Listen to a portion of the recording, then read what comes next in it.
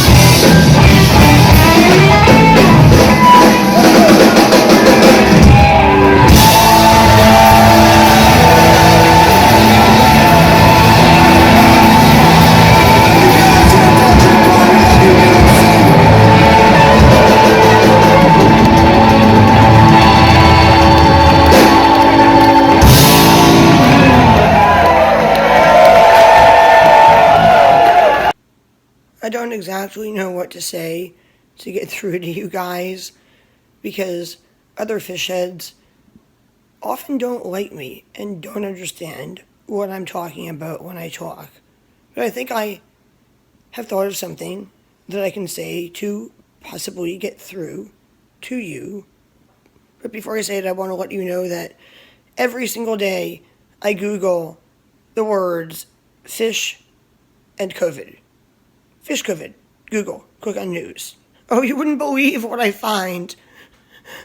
Did you hear that Fox News in Alabama confirmed that at least 5 people got infected with COVID-19 at Phish's concert there? And a cardiologist in Alabama spoke out against the dangers of Phish tour and Lollapalooza and pondered why Trey Anastasio didn't cancel Phish's tour after seeing that crowd packed in like sardines because the lead singer of Limp Bizkit canceled Limp Bizkit's tour after seeing that crowd packed in like sardines at Lollapalooza. I'm sorry, I don't know what the name is of the lead singer of Limp Bizkit because I'm a Phish head, not a Limp Bizkit head, but when cardiologists are writing articles questioning why Trey isn't as intelligent as the lead singer from Limp Bizkit, you gotta wonder why in New Jersey Phish is not only having like a 3-day concert that the Atlantic City police posted pictures of on Twitter saying they were concerned that people were going to get COVID